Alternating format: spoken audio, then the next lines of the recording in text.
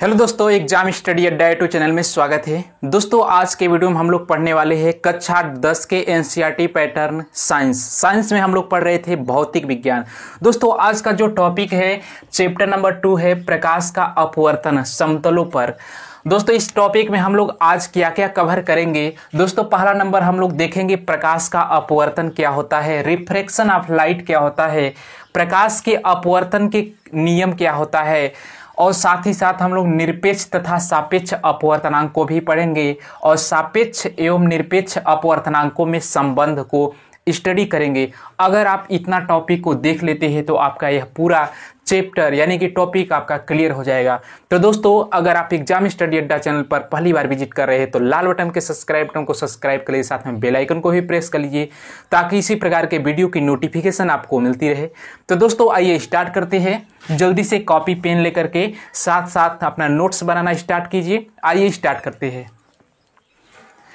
पहला टॉपिक हम लोग देखते हैं प्रकाश का अपवर्तन क्या होता है। दोस्तों जब प्रकाश किरण किसी समांग माध्यम से दूसरे माध्यम में प्रवेश करता है तो उसके दोनों माध्यमों के पृथकारी तल पर अपने मार्ग से कुछ विचलित हो जाता है। विचलन की इस घटना को प्रकाश का अपवर्तन कहते हैं। आइए इसका परिभाषा भी नोट करते चलते हैं। दोस्तों जब कोई प्रकाश किसी समांग माध्यम से यानी कि दोस्तों जब कोई प्रकाश यहां कर लीजिएगा जब कोई प्रकाश किसी समांग माध्यम से दूसरे समांग माध्यम में प्रवेश करता है तो दोनों माध्यमों के पृथकारी तल से अपने मार्ग से विचलित हो जाता है। तो प्रकाश किरण के इस विचलन की घटना को प्रकाश का अपवर्तन कहते हैं। दोस्तों इसमें कॉन्सेप्ट को समझना पड़ेगा। इसके लिए क्या होता है, एक होता है विरल माध्यम और एक होता है सघन माध्यम। तो दोस्तों अगर प्रकाश किरण सघन माध्यम से विरल माध्यम में जाता है, पहला माध्यम अगर सघन मान लेते हैं, दूसरा माध्यम अगर विरल मान लेते हैं, तो दोस्तों अगर प्रकाश किरण सघन माध्यम से विरल माध्यम में जाता है तो वह अभिलंब से दूर हट जाता है। और इसका दूसरा भी होता है कि अगर प्रकाश किरण विरल माध्यम से सघन माध्यम में जाता है तो वह अभिलंब की तरफ झुक जाता है। दोस्तों जैसे मान लेते हैं, जैसे इसमें पहला माध्यम को मानते हैं, माध्यम नंबर 1 को लेते हैं। माध्यम नंबर 1 को अगर सघन माध्यम माना जाता है, सघन माध्यम में दोस्तों क्या क्या हो सकता है, जैसे जल हो सकता है, कांच हो सकता है, यानी कि सघन माध्यम में जल हो सकता है, कांच। और दूसरा माध्यम नंबर 2 को मानते हैं विरल माध्यम। माध्यम नंबर 2 को क्या मानते हैं, विरल माध्यम। विरल में क्या हो सकता है, वायु हो सकता है। तो दोस्तों सघन माध्यम क्या होता है, जिसके कण पास होते हैं। जैसे जल हो गया, जल और वायु में तुलना की जाए तो जल के जो कण होंगे वायु की अपेक्षा पास होते हैं। तो जिसके कण पास होते हैं उस माध्यम को सघन माध्यम कहा जाता है, और जिसके कण दूर होते हैं उस माध्यम को विरल माध्यम कहा जाता है। तो दोस्तों जिसके कण पास होंगे तो उसमें जो प्रकाश अगर प्रवेश करेगा तो उसके पार्टिकल से क्या करेगा, धक्का मुक्की करेगा, जिसके कारण उसका वेग कम हो जाता है। तो इसी तरह कहा जा सकता है कि दोस्तों सघन माध्यम में जो प्रकाश की चाल होती है कम होती है, लेकिन विरल माध्यम में प्रकाश की चाल अधिकतम होती है। तो दोस्तों आइए सबसे पहले हम लोग माने हैं कि पहला माध्यम सघन माध्यम है। सघन माध्यम में जल और कांच हो सकता है। दूसरा माध्यम है विरल माध्यम, जैसे वायु हो सकता है। जैसे मान लेते हैं कोई प्रकाश किरण आपका ये हो गया आपका अभिलंब, यानी कि इस तल के जो लंबवत रेखा खींची जाती है इसी को कहा जाता है अभिलंब। तल के लंबवत रेखा को क्या कहा जाता है, अभिलंब कहा जाता है। दोस्तों मान लेते हैं कोई प्रकाश किरण आ रही है, सघन माध्यम से प्रकाश किरण आ रही है, ये आपका प्रकाश किरण आ रही है और दोनों माध्यमों का जो पृथकारी तल यही पॉइंट होगा। अगर प्रकाश किरण सघन माध्यम से विरल माध्यम में जाती है तो इस अभिलंब से क्या हो जाती है, इसको जाना था सीधे इस तरह से जाती, लेकिन यहाँ से दूर हट जाती है। यानी दोस्तों इस अभिलंब से क्या हो जाती है, दूर हट जाती है। यानी कि दोस्तों इसमें याद रखना है कि अगर प्रकाश किरण सघन माध्यम से विरल माध्यम में जाती है तो वह अभिलंब से क्या हो जाती है, दूर हो जाती है। तो दोस्तों इस जो किरण आती है इस किरण का नाम है अपवर्तित किरण, आपतित किरण, आपतित किरण, और जो विचलित होकर के दूसरे माध्यम में गई है इस किरण को कहा जाता है अपवर्तित किरण। अपवर्तित किरण। और दोस्तों अभिलंब और आपतित किरण के बीच को कोण को कहा जाता है आपतन कोण। आई से प्रदर्शित किया जाता है। इस कोण को कहा जाता है आपतन कोण। आपतन कोण। और यह जो अभिलंब और अपवर्तित किरण के बीच के कोण को आर कहा जाता है, इस आर को कहा जाता है अपवर्तित कोण। अपवर्तित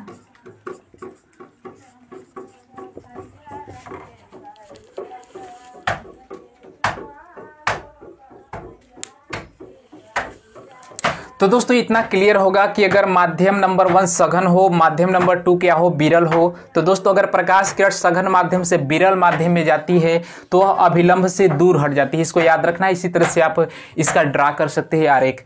दूसरा कंडीशन, ये पहला नंबर कंडीशन था। दूसरा कंडीशन हम लोग लेते हैं, जैसे आपका ये तल है। दूसरा कंडीशन में हम लोग मानते हैं कि जो पहला माध्यम होगा, पहला माध्यम को हम लोग अब विरल मानते हैं, यानी कि माध्यम नंबर 1 जो है, माध्यम नंबर 1 को क्या मानते हैं? विरल। विरल में क्या होता है? वायु होता है। और दूसरा माध्यम नंबर 2 को मानते हैं हम सघन। माध्यम नंबर 2 को सघन मानते हैं। सघन में क्या हो सकता है? जल और कांच, यानी कि जल हो गया और कांच। तो दोस्तों इसमें मान लेते हैं ये आपका अभिलंब है। इस समतल तल के लंबवत जो रेखा खींची जाती है इसी को कहा जाता है अभिलंब।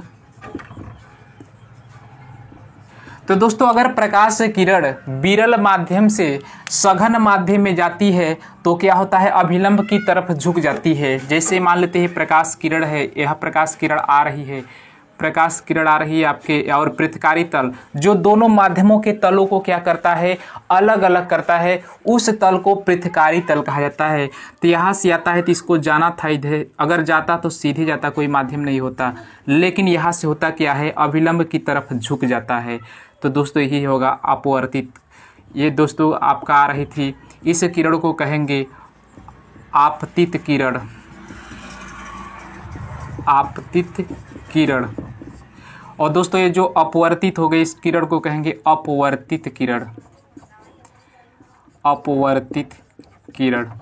और जो अभिलंब और आपतित किरण के बीच के कोण को कहा जाता है आपतन कोण, यानी कि आई से प्रदर्शित किया जाता है। इस कोण को कहा जाता है आपतन कोण। और इस अपवर्तित किरण और अभिलंब के बीच को कहा जाता है अपवर्तित कोण, यानी कि आर से प्रदर्शित किया जाता है अपवर्तित कोण।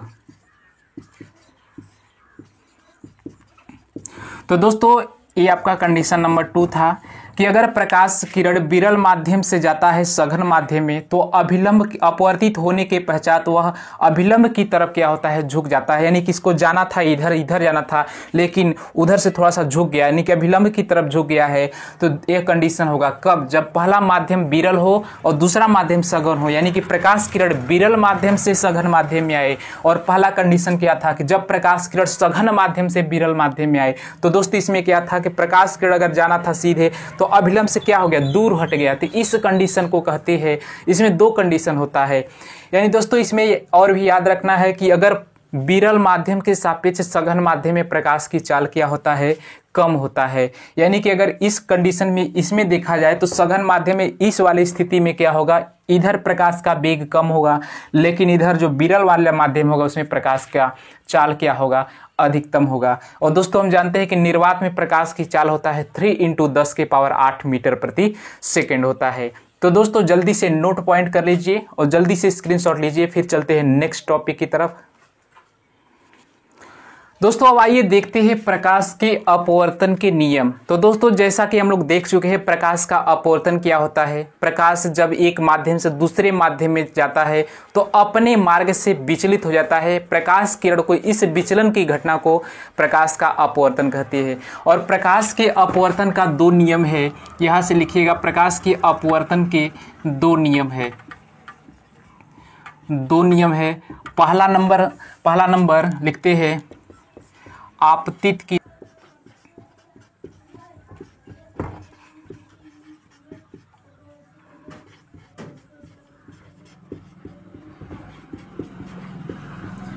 यानी दोस्तों प्रकाश के अपवर्तन का जो पहला नियम है, आपतित किरण, अपवर्तित किरण तथा आपतन बिंदु पर खींचा गया अभिलंब तीनों एक ही तल में होते हैं। और दूसरा नियम होता है प्रकाश के अपवर्तन की घटना में, प्रकाश के अपवर्तन की घटना में, प्रकाश के अपवर्तन की घटना में की ज्या, ज्या का मतलब होता है साइन, आपतन कोण की ज्या तथा अपवर्तन कोण की ज्या, अपवर्तन कोण की ज्या, आपतन कोण की ज्या को साइन आई से रिप्रेजेंट करेंगे और अपवर्तन कोण या अपवर्तित कोण की जो ज्या होता है यह साइन आर होता है, का अनुपात नियत रहता है। यानी कि दोस्तों दूसरा नियम है कि प्रकाश के अपवर्तन की घटना में, प्रकाश के अपवर्तन की घटना में एक वर्णी प्रकाश के लिए आपतन कोण की ज्या और अपवर्तन कोण की ज्या का अनुपात क्या होता है, समानुपाती होता है, का अनुपात समानुपाती होता है, समानुपाती होता है। तो दोस्तों यहां से हम लिख सकते हैं साइन आई प्रोपोर्शनल क्या हो जाएगा, साइन आर। तो यहां से अगर क्या करेंगे साइन आई और यहाँ से प्रोपोर्शनल चिन्ह हटाएंगे तो यहाँ से एक अपवर्तनांक यन मिलता है, क्या हो जाएगा साइन आर। तो दोस्तों यहाँ से लिख सकते हैं साइन आई बट्टे साइन आर बराबर क्या हो जाएगा यन। दोस्तों यही आपका फार्मूला होगा, जहाँ यन क्या है, समानुपाती नियतांक है, समानुपाती नियतांक, जिसे प्रकाश का अपवर्तनांक कहते हैं, अपवर्तनांक कहते हैं। तो दोस्तों प्रकाश के अपवर्तन के दो नियम हम लोगों ने देखा। पहला नियम क्या होता है, आपतित किरण, अपवर्तित किरण तथा आपतन बिंदु पर खींचा गया अभिलंब तीनों एक ही तल में होते हैं। दूसरा नियम होता है प्रकाश के अपवर्तन की घटना में एक वर्णी प्रकाश के लिए आपतन कोण की ज्या साइन आई तथा अपवर्तन कोण की ज्या साइन आर का अनुपात समानुपाती होता है। इसका मतलब sine I proportional sine R. तो यहाँ से साइन आई बराबर अनुपात, समानुपाती चिन्ह हटाएंगे तो एक नियतांक यन मिलता है साइन आर, या इसी को लिख सकते हैं साइन आई बटे साइन आर बराबर यन। यन क्या होता है, एक समानुपातिक नियतांक होता है जिसे प्रकाश का अपवर्तनांक कहा जाता है। तो दोस्तों जैसा कि इसका हम लोग आरेख भी ड्रा कर सकते हैं। जैसे मान लेते हैं यह आपका माध्यम नंबर 1 है, माध्यम नंबर 1 मानते हैं, और ये आपका दूसरा माध्यम नंबर 2 है, माध्यम नंबर 2 है। यह आपका क्या होता है, अभिलंब होता है, अभिलंब। हम एक कंडीशन मान करके चलते हैं, पहला माध्यम क्या है, सघन माध्यम है, सघन माध्यम में आपका होता है जल और कांच। दूसरा माध्यम को लेकर के चलते हैं विरल, विरल में आपका क्या होता है, वायु। जब प्रकाश किरण सघन माध्यम से चलता है, सघन माध्यम में चलता है, तो दूसरे माध्यम में जैसे ही प्रवेश करता है तो पहला सघन माध्यम, दूसरा विरल माध्यम, तो अभिलंब से क्या होता है, जाना था इसे इस मार्ग से, अभिलंब से दूर हट जाता है। तो यह आपका कोण होता है आपतन कोण आई और ये आपका होता है अपवर्तन कोण आर। और इस किरण को कहा जाता है आपतित किरण, यानी कि दोस्तों इस किरण को कहा जाता है आपतित किरण, और इस किरण को कहा जाता है अपवर्तित किरण, अपवर्तित किरण। तथा इस आपतन बिंदु, इस बिंदु को क्या कहते हैं, आपतन बिंदु, आपतन बिंदु। आपतन बिंदु पर जो खींचा गया अभिलंब होता है तीनों एक ही तल में होता है। और दूसरा क्या बताया गया है, प्रकाश के अपवर्तन की घटना में एक वर्णी प्रकाश के लिए आपतन कोण की ज्या साइन आई तथा अपवर्तन कोण की ज्या साइन आर का समानुपाती होता है। इसका मतलब साइन आई समानुपाती साइन आर, तो वहाँ से हम हटाएंगे समानुपाती नियतांक तो यन मिलता है। तो यही आपका होता है दूसरा नियम प्रकाश के अपवर्तन की घटना। तो दोस्तों उम्मीद करते हैं आपको यह समझ में आया होगा। जल्दी से स्क्रीनशॉट लीजिए, फिर चलते हैं नेक्स्ट टॉपिक की तरफ। अब दोस्तों नेक्स्ट टॉपिक की तरफ चलते हैं। नेक्स्ट टॉपिक है निरपेक्ष तथा सापेक्ष अपवर्तनांक। Absolute and relative refractive index क्या होता है? तो दोस्तों इसमें क्या होता है, निरपेक्ष तथा सापेक्ष अपवर्तनांक पढ़ना है। तो दोस्तों इसमें सबसे पहले पढ़ते हैं सापेक्ष अपवर्तनांक। सापेक्ष अपवर्तनांक, सापेक्ष अपवर्तनांक, रिलेटिव रिफ्रैक्टिव इंडेक्स। तो दोस्तों जो सापेक्ष अपवर्तनांक क्या होता है, दोस्तों हम जानते हैं कि जो प्रकाश किरण होता है एक माध्यम से दूसरे माध्यम में जैसे ही जाता है तो उसका जो साइनाई बटे साइनार होता है पहले माध्यम के सापेक्ष दूसरे माध्यम का जो अपवर्तनांक होता है उसी को कहा जाता है सापेक्ष अपवर्तनांक। तो दोस्तों इसी पॉइंट को आइए नोट कर लेते हैं। यदि प्रकाश किरण यदि का स्थान कर लेते हैं जब प्रकाश किरण पहले माध्यम के सापेक्ष पहले माध्यम से दूसरे माध्यम में प्रवेश करता है, पहले माध्यम से दूसरे माध्यम में प्रवेश करता है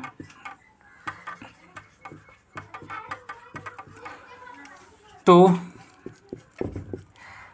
पहले माध्यम के सापेक्ष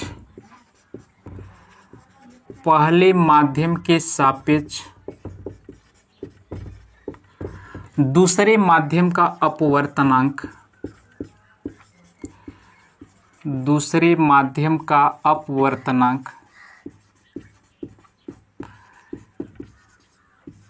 सापेक्ष अपवर्तनांक कहलाता है। सापेक्ष अपवर्तनांक कहलाता है। इसे 1n2 या इसी को लिख सकते हैं n1 2 से प्रदर्शित करते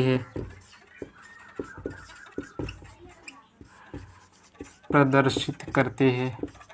तो दोस्तों जब प्रकाश किरण पहले माध्यम से दूसरे माध्यम में प्रवेश करता है तो पहले माध्यम के सापेक्ष दूसरे माध्यम का जो अपवर्तनांक होता है इसी को सापेक्ष अपवर्तनांक कहा जाता है, यानी कि रिलेटिव रिफ्रैक्टिव इंडेक्स कहा जाता है। इसको 1n2 या n12 से प्रदर्शित किया जाता है। तो दोस्तों यहाँ से हम लिख सकते हैं कि 1n2 बराबर क्या होता है, साइनाई बट्टे साइनार। यानी कि दोस्तों पहले माध्यम के सापेक्ष इसको क्या कहेंगे, पहले माध्यम के सापेक्ष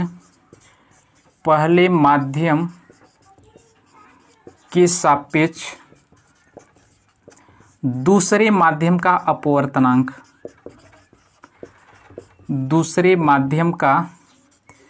अपवर्तनांक।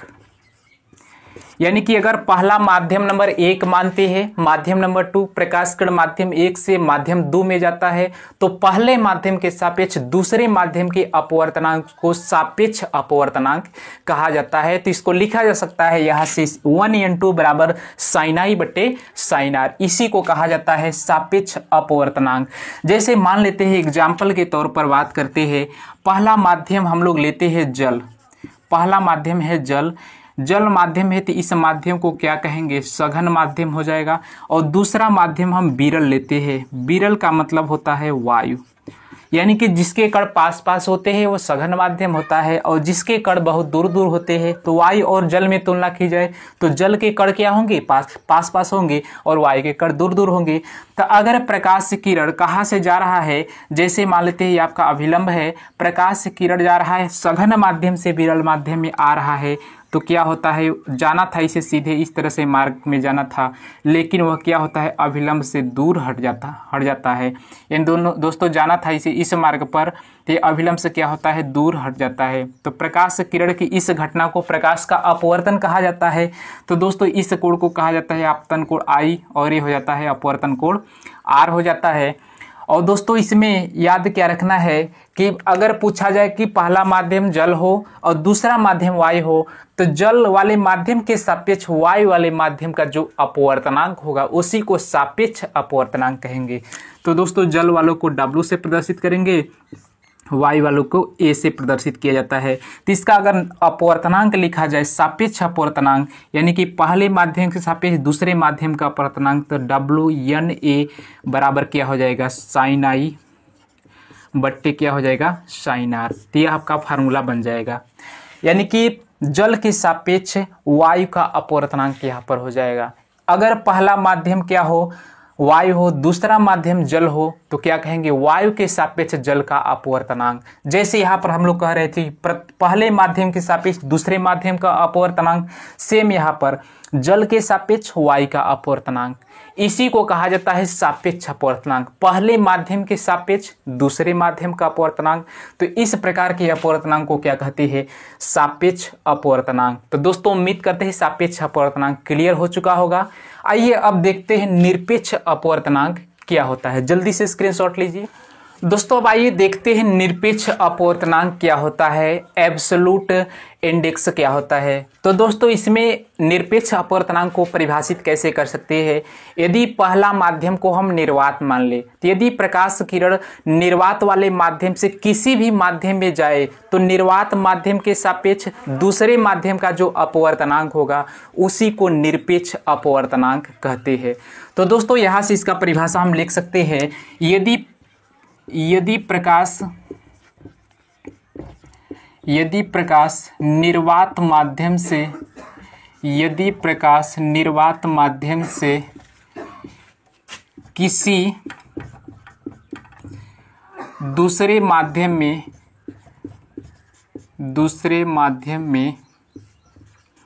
प्रवेश करता है, तो निर्वात माध्यम के सापेक्ष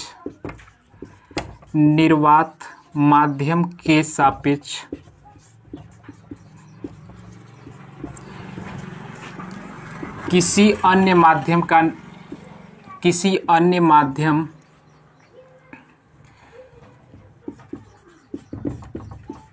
अन्य या किसी दूसरे माध्यम के अपवर्तनांक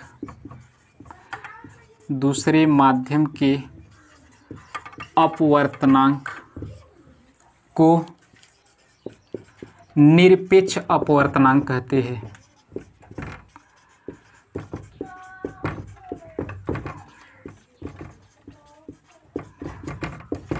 यानी दोस्तों इसमें कंडीशन है निरपेक्ष अपवर्तनांक वाले में पहला माध्यम निर्वात होना चाहिए।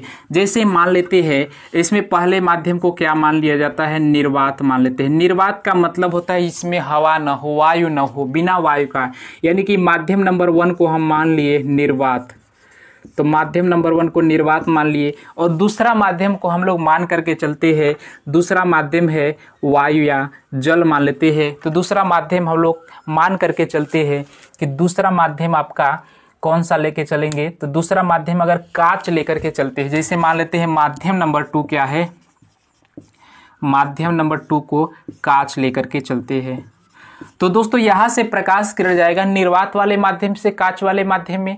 तो निर्वात माध्यम के सापेक्ष इसके अलावा कोई अन्य माध्यम हो, कांच का हो सकता है, जल का हो सकता है, तो निर्वात के सापेक्ष किसी दूसरे माध्यम का जो अपवर्तनांक होता है उसी को कहा जाता है निरपेक्ष अपवर्तनांक, एब्सोल्यूट इंडेक्स कहा जाता है।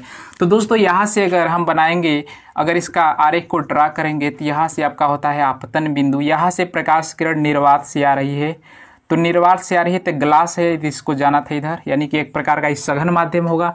सघन माध्यम में क्या होता है, अभिलंब की तरफ झुक जाता है, तो इस कोण को आपतन कोण I कहा जाता है, इस कोण को अपवर्तन कोण R कहा जाता है।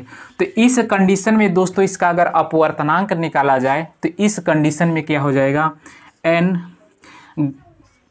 कांच का मतलब G होता है, ग्लास होता है, यानी कि इसको G से प्रदर्शित किया जाता है।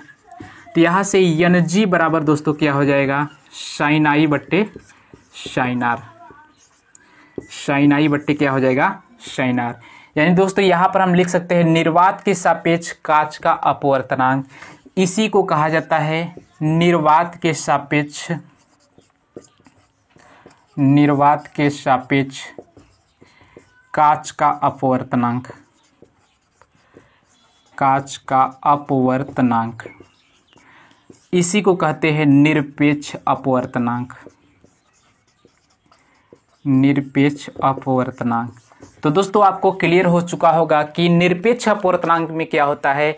अगर पहला माध्यम हमेशा निर्वात ही लेना है, दूसरा माध्यम कोई भी ले सकते हैं, कांच का हो सकता है, जल का हो सकता है, यानी कोई भी हो सकता है दूसरा माध्यम, तो निर्वात के सापेक्ष किसी दूसरे माध्यम का जो अपवर्तनांक होगा उस अपवर्तनांक को क्या कहेंगे, निरपेक्ष अपवर्तनांक कहा जाता है।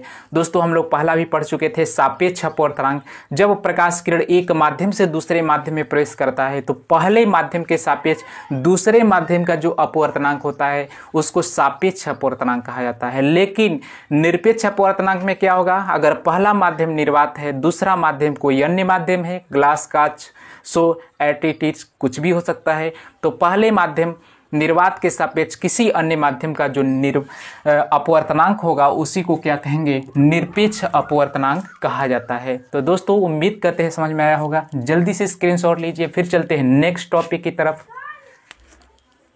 दोस्तों नेक्स्ट टॉपिक आइए देखते हैं। नेक्स्ट टॉपिक है निरपेक्ष तथा सापेक्ष अपवर्तनांकों में संबंध क्या होता है। Relation between absolute and relative refractive index क्या होता है। दोस्तों अगर मान ले यदि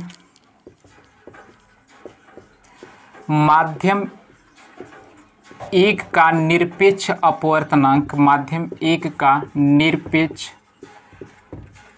अपवर्तनांक, माध्यम एक का निरपेक्ष अपवर्तनांक n1 तथा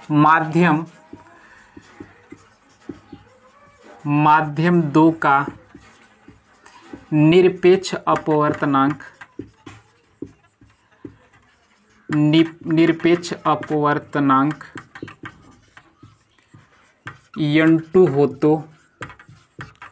n2 हो तो यानी कि दो माध्यम इसमें माना गया है। माध्यम नंबर 1 का निरपेक्ष अपवर्तनांक n1 तथा माध्यम नंबर 2 का निरपेक्ष अपवर्तनांक n2 हो तो पहले माध्यम के सापेक्ष दूसरे माध्यम का जो अपवर्तनांक होता है उसी को कहा जाता है सापेक्ष अपवर्तनांक। तो दोस्तों यहाँ से हम लिख सकते हैं सापेक्ष अपवर्तनांक में पहले, यानी कि दोस्तों अगर लिखा जाए 1n2 पहले माध्यम के सापेक्ष दूसरे माध्यम का अपवर्तनांक, तो दोस्तों यहाँ से लिख सकते हैं 1n2 बराबर क्या होता है, दूसरे माध्यम का अपवर्तनांक, दूसरे माध्यम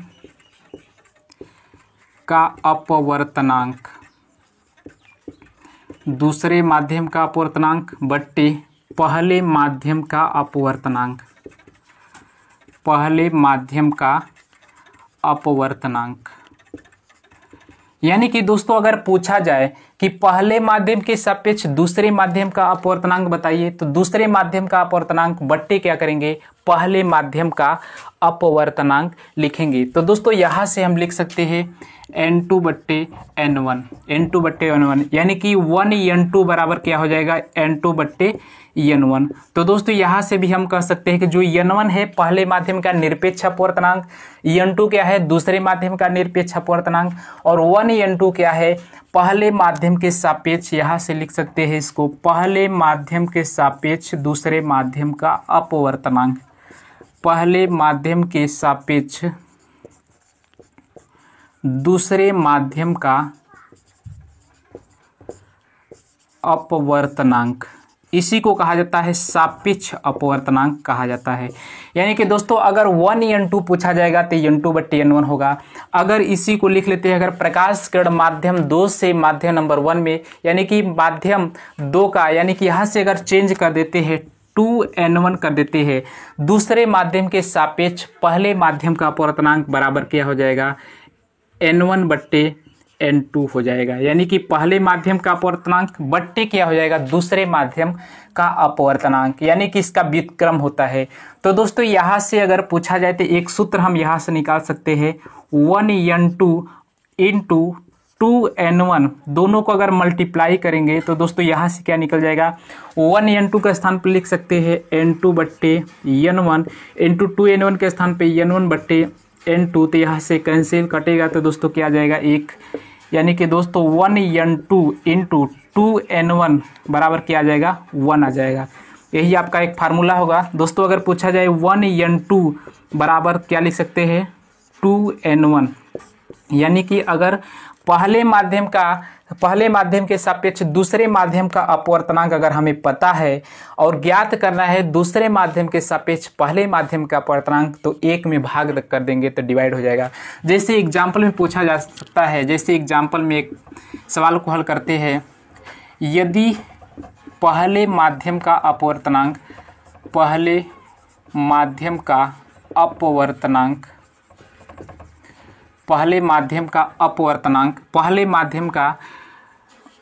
अपवर्तनांक n1 बराबर मान लेते हैं 3 क्या है, 4 है।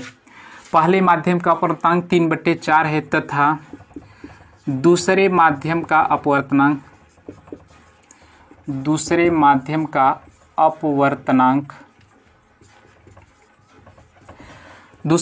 के अपवर्तनांक को मान लेते हैं n2 बराबर क्या है, 5/4 है। तो दोस्तों इसमें ज्ञात करना है सापेक्ष अपवर्तनांक